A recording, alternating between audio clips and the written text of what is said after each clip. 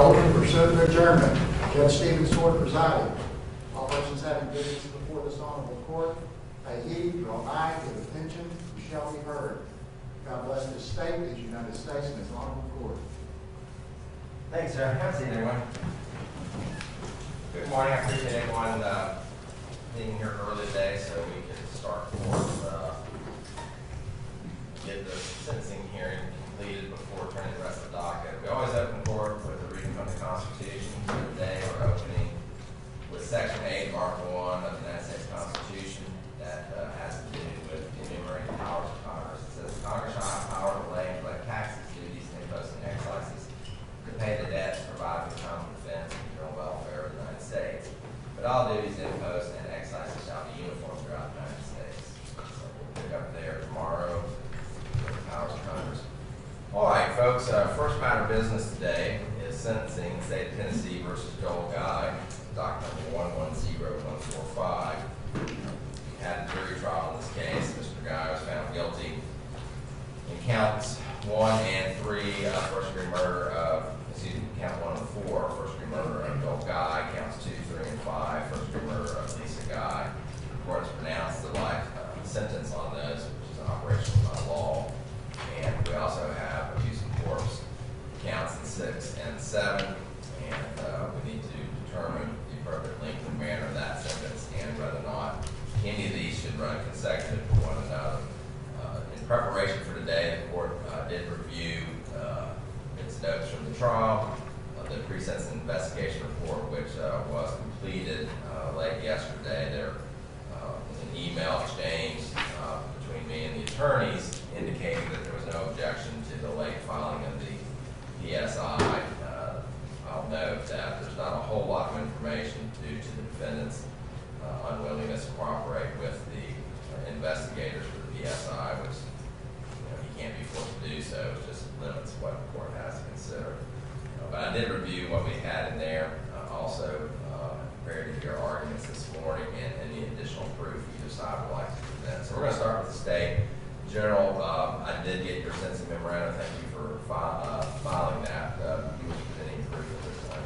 Your Honor, please, we have one additional family member, the grandson, who would like to make a victim impact statement, and we would rely upon the pre-sentence report. There is additional victim impact attached to that has been filed. We would ask for that to be our only exhibit to these proceedings. And I'm just going to rely upon the memorandum that I filed. All right, thank you. So we'll make this PSI an exhibit as well, too. I just want to have that in the record, but we've got the PSI. Where did you file that? I mailed it to you. When did you mail it? You should have had it. If I could just glance Yeah. at it. Address your remarks to the judge, okay? And don't look at the defendant.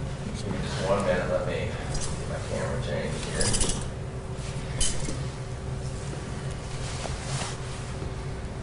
All right, so you're a good bit taller than my camera, but that's fine. Good morning, sir. Could you please begin by stating your name and then telling me how this has impacted you and your family? I'm Preston Dennison. What's your last name? Dennison. Denison. All right, and your relation to the victims? I'm their grandson. All right, go ahead, sir. I want to say thank you to everyone that has been involved in the case. My mom has always told me that God does everything for a reason and has a plan. After the day that my papa died, that I looked up to like a dad, I knew that life would never be the same, that you can't even trust your own family, that you got to watch your back with everyone that's around you, that you can't open up to anyone or they will just hurt you in the long run, until one day you have to realize that life is going to move on around you no matter what. The rest of the world don't care. But what I can tell you is my family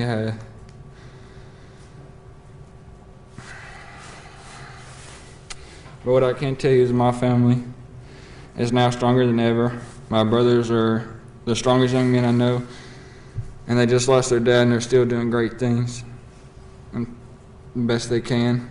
My mom is all of our rocks, and she keeps us all together every day and does it with a smile, even if everything ain't okay. She has helped me come so far as a person. Without her, I don't know where I'd be. My Aunt Angela is the best aunt I could ask for. And she has always been there and helped me whenever, even if it's calling her late night to do math homework that me and my mom didn't know how to answer. She reminds me of my papa. She is following in his footsteps and has found the person that's right for her. Matt is her new fiance, I'm pretty sure, and he treats her as well. And he has treated us well and her well through all of this, and we all love him for that. My papa, he won't be able to ever see her get married or my mom get married or me and my brothers graduate. But in the end, we all push harder because we know he is watching. At the end of the day, we are all family. In the Bible it says, and we stand praying, if you hold anything against anyone, forgive them, so that your Father in heaven forgives you of your sins. With that being said, I forgive. Yes, all of our lives have been changed, and there is hate, and there has been many tears to the point where I can barely even cry anymore. But nothing can be changed. They are gone, and I believe with my whole heart they're in a better place together. So thank you to everyone, and everyone that has spent their time on this the past 2 years. Thank you. Thank you. Yes. Anything else to say? No, Your Honor. All right, Mr. Halstead, any proof or argument from this case? No proof, Your Honor. All right, this is Mr. Guy with Allen. Argument, sir. Mr. Halstead. Yes, Your Honor. We are here, of course, about whether the sentencing on the abuse of corpse charges. Our position is that Mr. Guy has no prior record at all. This is his first charges. And so we think that there's no significant reason, no significant enhancing factors to run those sentences above the minimum. So we would ask for the minimum sentencing due to his lack of a prior record. I can go ahead and address, I guess, the multiple convictions. I think that's obviously the state's seeking consecutive punishment, and that is what they've written in their memorandum. Our position is, of course, none of the factors apply except perhaps number 4, which is the one they're relying on, dangerous offender whose behavior indicates little or no regard. Our position is, at a minimum, that one of the factors you have to look at there is whether consecutive sentencing is necessary under the circumstances. And in this situation, we would argue that due to Mr. Guy's age at the commission of these crimes, he'll be in his late 70s before he's eligible to get out, even with concurrent sentences. So our position is that consecutive sentences are not, in fact, necessary in this case. Under the circumstances, if he does make it 51 years in prison and gets out when he's,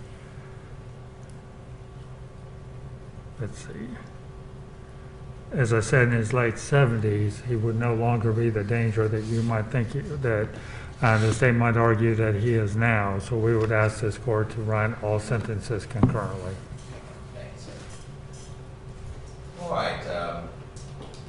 So, including the arguments that we've heard today from the parties, as well as the additional victim impact that's been received, I want to begin by citing 4035-102, and the court is required in sentencing decisions to consider the principles of sentencing. The first one, in number 1, says every defendant shall be punished by the imposition of a sentence justly deserved in relation to the seriousness of the offense. And I think that principle carries a lot of weight with the court in today's sentencing. Now, there's other principles as well, including it should be consistent with across the board for everyone, so you eliminate unjustified disparities among persons. And also, you want to provide effective deterrence to the community. You consider defendants with lengthy criminal histories more closely, and take steps to encourage rehabilitative efforts when possible. And since it should exclude all considerations such as race, gender, creed, religion, national origin. And in recognition that prisons are full, then crimes against persons are generally considered more substantial and way more in favor of confinement. And so looking at all that, the court first considers the manner in which these sentences should be served. Obviously, the murders are automatic life sentences. And so the only thing the court has to determine concerning the manner of any of these sentences are the abuse of a corpse charges, and those are Class E felonies. The court does find beyond reasonable doubt that the defendant is in fact a range 1 standard offender because he has no prior felony history. And so the potential range of punishment on each of those counts is 1 to 2 years in prison at a 30% sentencing rate. The court does find that the defendant does not have a long criminal history. It's a clean criminal history, so that does not justify confinement on those counts. Is it necessary to avoid deprecating a serious offense? I do find that that factor applies in this case and weighs heavily toward confinement. This wasn't just an abuse of corpse where somebody kills somebody during a robbery, goes out and sets their bodies on fire or tries to bury them. This was the most extreme form of abuse of a corpse I've seen in 25 years. Hopefully it will be the most severe that I've seen in my entire career, however long that lasts. And so I do think that that factor alone warrants confinement on the abuse of corpse counts. The others I don't think really apply, other than does he have potential for rehabilitation or treatment. In this particular case, I don't see any potential rehabilitation in Mr. Guy. I was watching him during the trial. He showed absolutely no remorse or despair at seeing what he had done. Quite frankly, Mr. Guy, you look like you're kind of proud of what you had accomplished. And so I think we could have 500 years to try to rehabilitate Mr. Guy and be unsuccessful. So I think that factor as well weighs toward confinement in those counts as well. Now, as I stated, there's been no argument for enhancement factors, and I don't think any of them would apply. The enhancement factors are merely advisory. The court is not bound to those. It's not like you do some math equation and, well, we got 3 enhancement factors and no mitigation factors, and then you do some type of equation. It doesn't work that way. In this case, just looking at the facts alone, it would warrant a sentence at the top of the range in each of those counts. The mitigation that's been presented really consists of the fact that the defendant has no prior criminal history, which I do find is true in this case. However, I think it's greatly overwhelmed by the evilness of the actions of Mr. Guy in this case. So I do think a sentence at the top of the range in each of the abuse of corpse is warranted, as well as confinement. So the only other question for the court to determine is whether or not these sentences should run consecutive. They're not mandatory consecutive, and so the court has to look at potential discretionary consecutive sentencing. And the one that's been cited is what we refer to as the dangerous offender factor. And not only does the court have to find that a person is a dangerous offender whose behavior indicates little or no regard for human life, which I do in this case. He had no hesitation about committing a crime which risk of human life is high. In fact, that was his goal in this, was to end human life. You also have to find what we refer to as the Wilkerson factors. And one of those are the circumstances surrounding the commission of the offense aggravated. And so when we look at the murder counts, I do find that they're aggravated. Mr. Guy was stabbed 42 times in his torso, and this guy over 30 times.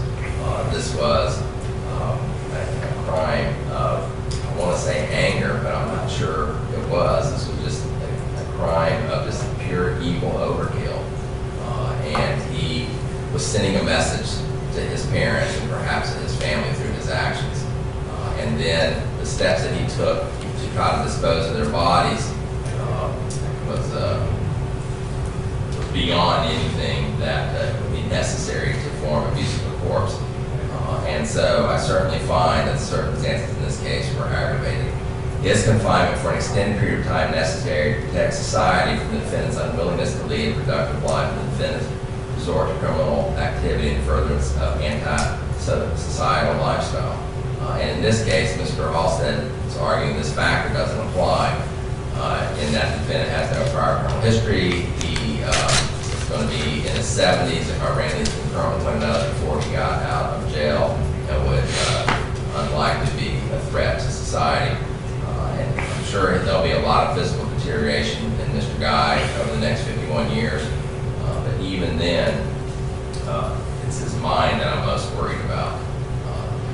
He certainly has evinced a sick and depraved mind.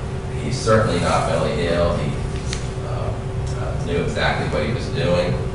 He didn't go about it in a very intelligent way. But in any event, I do think confinement for an extended period of time is necessary to protect society, because I don't think Mr. Guy's mind is going to change at any point. And finally, the aggregate length of the sentence is reasonably related to the offenses for which the defendant stands convicted. And I am aware that if I give him the maximum sentence and stack it, that he'll be 130 years before he'd be eligible for release. Quite frankly, if it was 300 years, I don't think that would still be sufficient to reasonably relate to the offenses for which he is committed. And so I was thinking, is there any closing remarks that I need to make in this thing? And there's not a whole lot for the court to say. The case really speaks for itself. Mr. Guy, I think, thinks he's a lot smarter than he really is. And some of the things he said in this letter that the state has presented, where he's threatening to blind his cellmate so he can get a cell to himself, which, not thinking that through any better than he thought through these homicides. And so this is just a pure act of evil, and it was done in a really unintelligent way. And I think that's probably what would bother Mr. Guy the most, me saying he's unintelligent. So, Mr. Guy, at this time, I ask you to stand up. I'm going to sentence you in his remaining counts. Joel Michael Guy and Dr. number 110145, the court has already pronounced a life sentence in count number 1. The court is going to merge count number 4 into that life sentence. Count number 2, the court has already entered a life sentence for Lisa Guy, and counts 3 and 5 version of that. I'm going to order that count 2 run consecutive to count number 1. In count number 6, abuse of corpse of Joel Guy, I sentence you the maximum sentence of 2 years to run consecutive to count number 2, and in count at a 30% sentencing rate. Count number 7, abuse of the corpse of Lisa Guy, will be the maximum sentence of 2 years and 30% consecutive to count number 6. So it's a total sentence of 2 life sentences consecutive with 4 years stacked on top of that. So you can have a seat now, sir. All right, the next part of the proceedings will be the filing of a motion of new trial. You have an absolute right to an appeal in these matters, and your public defender will remain your attorney for that. I do want to set a status date. Mr. Halstead, I know you may not have the final motion of new trial prepared by our next day, but I want to make sure we keep it on the calendar so we don't lose track of it. How about status on February 5th? That's a Friday. I'm sorry. February 5th for That's status. fine. Motion for new trial. Yes, Your Honor. All right, so we'll have a status hearing on February 5th to see how close we are to having the motion for new trial prepared and go forward from there. All right, thank you, folks. Of course, we'll take a recess. We'll come back again in the regular. Your Honor, one additional thing, he would like to stay here pending the motion for a new trial. I've actually dictated it because I promised him I'd get it done quickly. I've given him part of it. I'm going to give the rest of it to him tomorrow. I don't have control of that, Mr. Halstead. Once I enter the judgments, he belongs to TDOC, and I'm going to enter the judgments today. So I can't tell TDOC they can't come and get him, but they may come and get him, and I have no control over that. Based on prior discussions, he may end up waiving his right to be brought back. I'll discuss that with him, but we'll do that in writing. Okay, yeah, I've had the Okay, Thank you, sir. thank you. Thank you, Your Honor. Get copies.